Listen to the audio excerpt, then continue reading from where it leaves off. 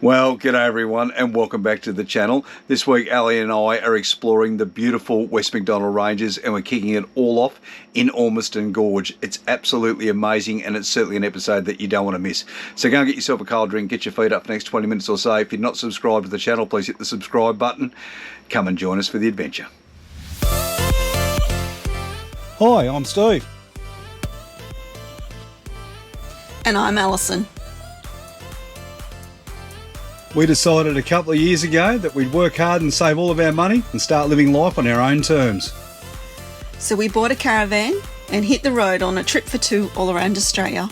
So why not come and join us every week for our adventures?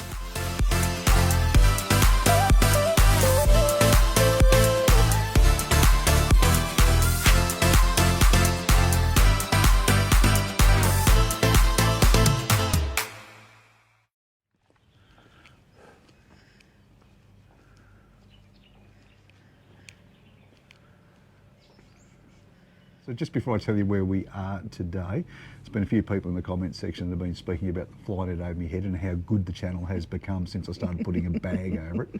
Life's like that when you've got a head like a ripped Ugg boot. But anyway, we've come out to a very beautiful place today, haven't we, Al?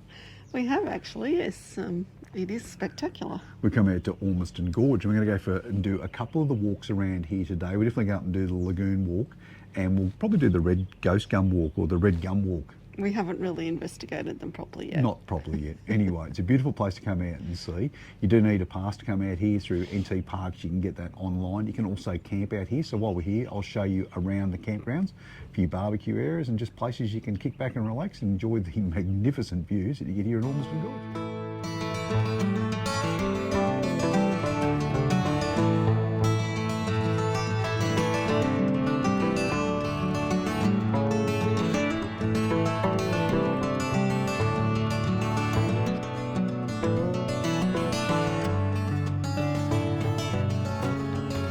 So the first port of call when you come into Ormiston Gorge is go down and check out the Walks Information Hut. You'll find it at the start of the trail that takes you down to the waterhole. And that's the first walk we're going to do this morning. So we're going to walk down there. It's an easy walk. There's a pathway, 300 metres. You can actually swim down here. So this will be good to go down and see. And then when we come back, we're going to go and do the Red Gum Walk, which is about a 2.5 kilometre round trip, which should be pretty good. Takes you up along the sides of the creek and you get a better view into the ranges.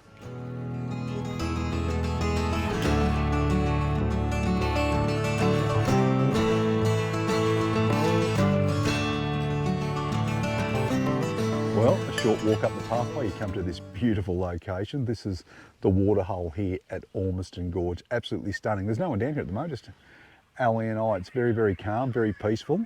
As I said a little earlier, you can swim down here. They reckon the depth of this is about 14 metres and it's a permanent water source, so there's always water here. It's a beautiful view though, isn't it, Al?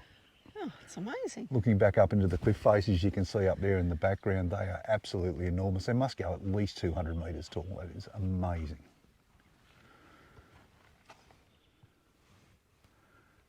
What an absolutely stunning place to come and visit. This would be absolutely amazing, some of the gorges that you find up here in the West Macdonnell Ranges. You come down to the waterhole, you can just go across to the other side of the creek and there's a great sandy beach over here. I can only imagine what this would be like on a nice warm summer's day. Set up down here for a day, a bit of a picnic lunch and swimming here in the waterhole. What a spectacular place to do it. I have to say that here on a very still morning like it is today, this is like looking at one of those classic Aussie bloody oil paintings that you see in art galleries and places as you travel around. It's absolutely stunning. The reflection into the water of not only the walls of the gorge but the ghost gums that spot their way along the sides of the bank is something really you need to come and see. The reflection.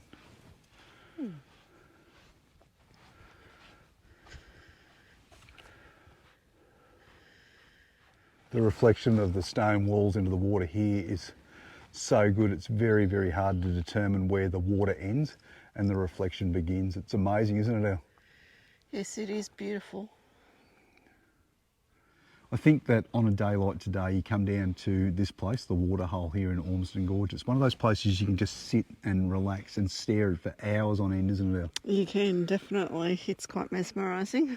Yeah, it's a beautiful, beautiful place. Anyway, we're going to go back now. We're going to do the Ghost Gum Walk, which will take us up to a lookout, and then we'll continue on with the loop, which I said before was about 2.5 kilometres. Yeah, I think so. I think they say about 1.5 hours. All right, let's get rolling. So the next trail that we're going to do is the Ghost Gum Walk. There's a lookout along here as well. So we'll probably go up to the lookout first and then we'll continue on with the full loop. But the total loop walk, if you do it all, is 2.4 kilometres. And we've just had it on some very good advice. There's a few water crossings here that's about knee deep. So we'll get up and we'll check those out. We'll see how cold the water is before we put a toe in.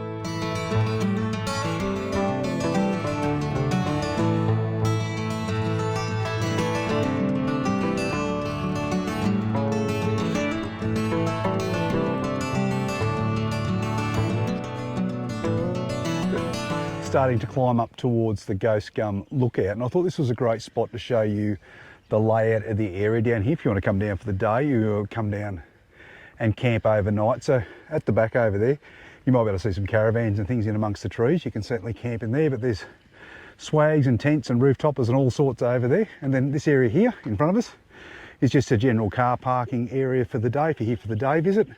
As you can see, there's lots of barbecue huts and picnic tables and all of those sorts of things around us at the moment. And the building there in the middle is where we started the vision of Ormiston Gorge, and that's where the kiosk is, or the cafe, which unfortunately isn't open today because they're low on stock and they won't be open again until Sunday. So yeah, a couple of days before they reopen again. But it's a beautiful view as you start to make your way up onto the side of the range and just check out across the valley here.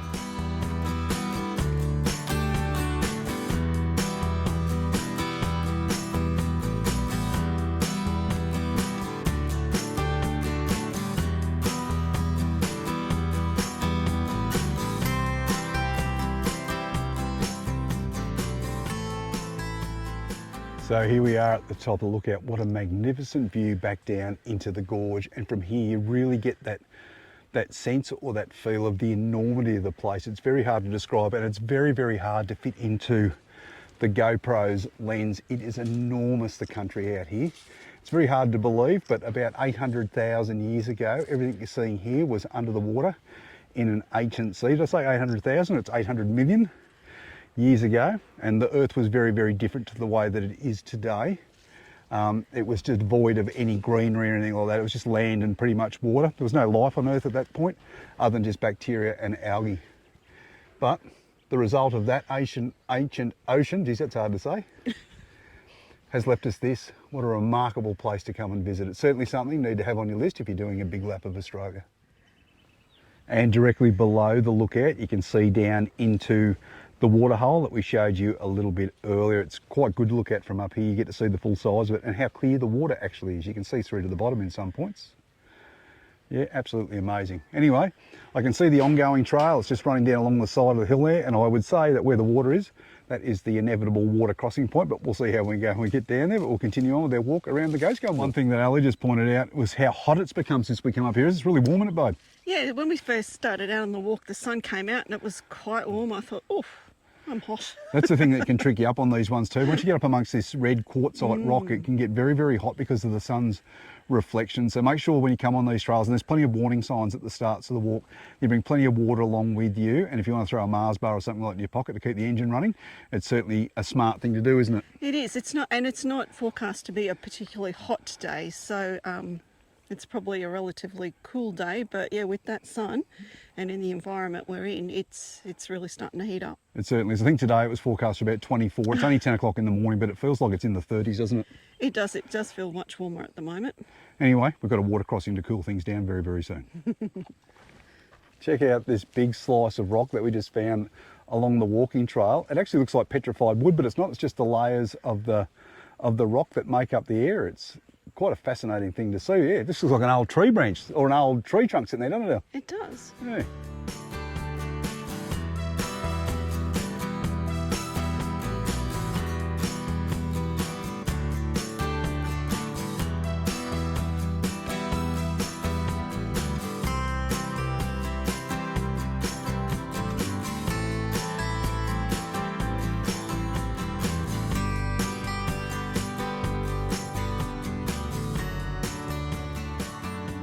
Well, we found the water crossing section of the Ghost Gum Walk. We're going to go and find a trail through very soon. We were told this morning that it's only about knee deep, so we'll just get the boots off and get across, but shouldn't be too bad. I think there's a crossing point just up there past Allison.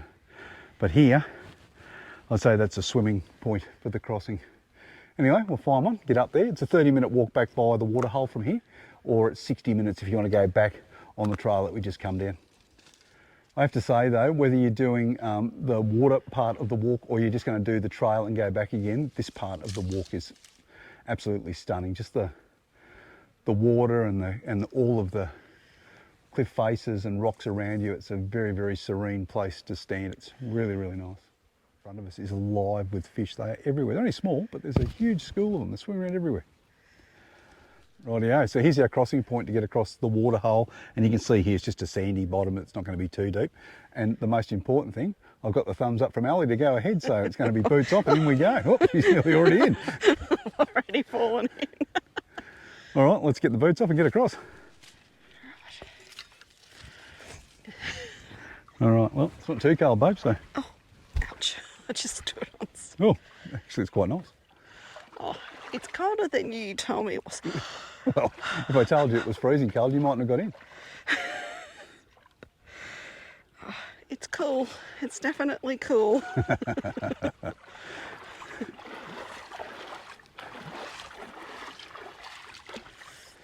What do you think of that alley cat?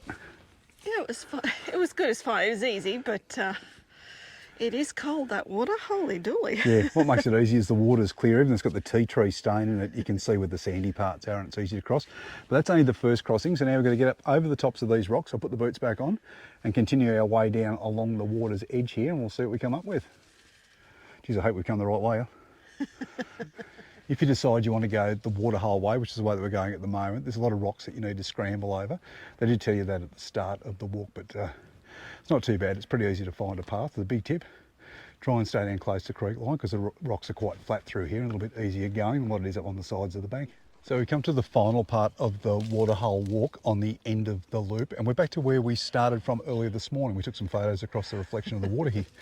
So we've got one more swim leg to do, if you like. Hopefully it's not a swim leg, it's just a walking wet leg. But it looks like it's probably only about knee deep. So anyway, we'll get the boots off and get across and head back to the car and get away from these flies, eh? Yes, they've intensified, that's for sure. They are unbelievable. Anyway, let's get mobile. So this one's a little deeper than the other one. So Alison's going to send me across as the pathfinder. I suppose her plan is if I sink it, she'll know not to walk that way. Anyway, here we go. Oh, it's a bit slippery, huh? Oh, is it? Maybe leave her shoes on. You can if you want to.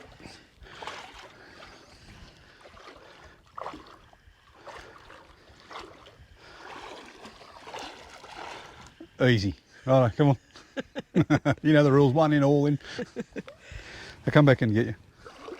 Al's just putting his shoes back on after our water crossing. I really enjoyed today's walk. Al, what do you think? Yeah, it was good. It wasn't too difficult. No, and the water section actually makes it a bit of fun to get your boots off and walk through. I mean, if you want to, you could wear some, you know, those aqua type shoes, yeah, and just work your way straight through. But it was pretty easy going, and as you saw in the video, knee deep at the deepest point of it, like that. But yeah, beautiful walk to do, and the West Macdonnell Ranges, particularly here at Ormiston Gorge, are just something you really need to see. As I said a little bit earlier in the video, just make your way about 130 k's west of Alice Springs and you'll be sitting exactly where we're sitting right now. Yes, I don't think our vision does it justice, to be honest. You don't seem to be able to capture it through photos and videos, unfortunately. No, you can't. It is just way too big, and you can't fly a drone here. That's why you don't see any drone footage. Anyway, we'll get Ellie to get her shoes back on and we're going to jump back in the car, and I think we're going to head towards some Ochre Pits. Oh, that'd be cool. Yeah, so we'll go and check those out. After we left Ormiston Gorge, we took the short drive into the township of Glen Helen, which is located about 4 k's further onto the west when you come back onto the main road. And we've come to a place which is called, oh, bloody flies get in your ears. And we've come to a place which is called the Mount Sonder Lookout. Now, you get a fantastic view of Mount Sonder, and I'll show you that in a second. And you can also see the Fink River from here, and you can see the camping area along the Fink River. So anyway, I'll give you a look at both. So out here in front of us is Mount Sonder, and it's a great view across to the mountain from here. It's very reminiscent in a very small way of Wilpena Pound when we were down the Flinders Ranges recently, but just a very small taste of it. And if you work your way around here on the horizon, you might be able to see down there, there's a camper van. There's also a couple of caravans down along there, but that's the Fink River, or one of the Fink River camping spots. I think this is Fink River 2. So just before we take off here from the lookout, or the Mount Sonder lookout, this is one of the very few places in the Northern Territory where you can't stay overnight. Most of the places in the Northern Territory, all of the rest stops in fact, almost, you can stay for at least 24 hours. So we're going to make our way back towards the Ochre Pits now and check those out. But on the way, there's a lookout where you can stay and has a very unique feature. All right, when we were out at the Mount Sonder lookout, I told you I'd bring you to a lookout which is also an overnight stay that had something a little bit different about it. It's a beautiful place up here. Well, on the, I'm going to have to cut in the name. Oh, it's the Neil Hargrave lookout, and you'll find it in the West Macdonnell Ranges between Ormiston Gorge and Serpentine Gorge. Geez, I've got flies blowing in my bloody ears at the moment. It is a magnificent view. I'm going to turn the camera around and show you that, but look at the special edition I told you about. Check this out. This one comes with its own lounge room. That's fantastic, and fire pit pre-made. But here's all the areas that you can camp. And then as you come around here, check this out. Look at the view of the West Macs from here. All the way down and through the valley. Absolutely fantastic. We're going to fly into the car now because the flies are driving me insane. So we come about 20 odd Ks back down the road now. We come to the next stop, which is the Ochre Pits. So we'll get down and check those out. And then from here, we're going to head down and check out Serpentine Gorge.